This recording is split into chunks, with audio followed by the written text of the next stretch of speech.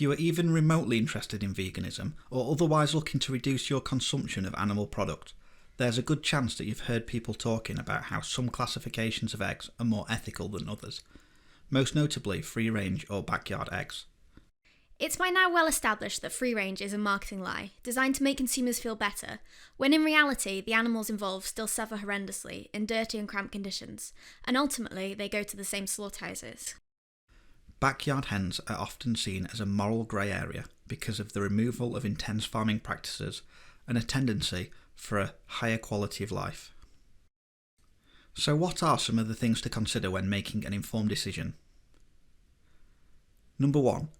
Many backyard hens originally come from a hatchery or breeder, and buying from them will ultimately fund the industry that profits from the exploitation of many other animals.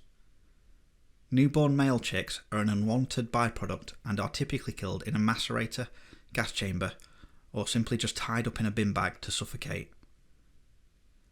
Even before hatching, chicks have highly developed senses and an intrinsic ability to suffer. Number 2. Modern chickens are descended from Asian jungle fowl. They would naturally lay 12 eggs per year, or 1 per month.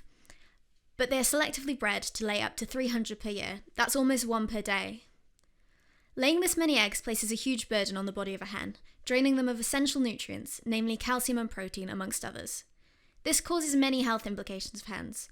A recent study of deaths in a flock of 71 million laying hens found over 43% of deaths had occurred as a result of egg yolk peritonitis or hypocalcemia.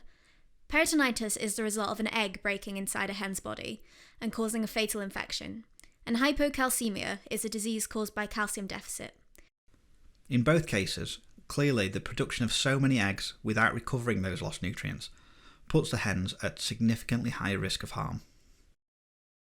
Chickens who have been selectively bred to lay so many eggs also have a much higher risk of bone fractures, with broken legs being very common.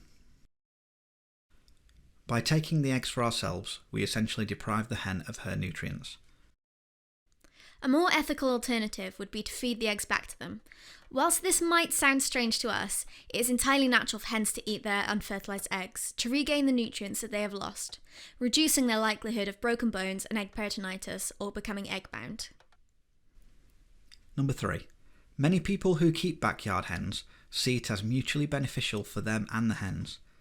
In exchange for a place to live, the hens provide them with eggs to eat.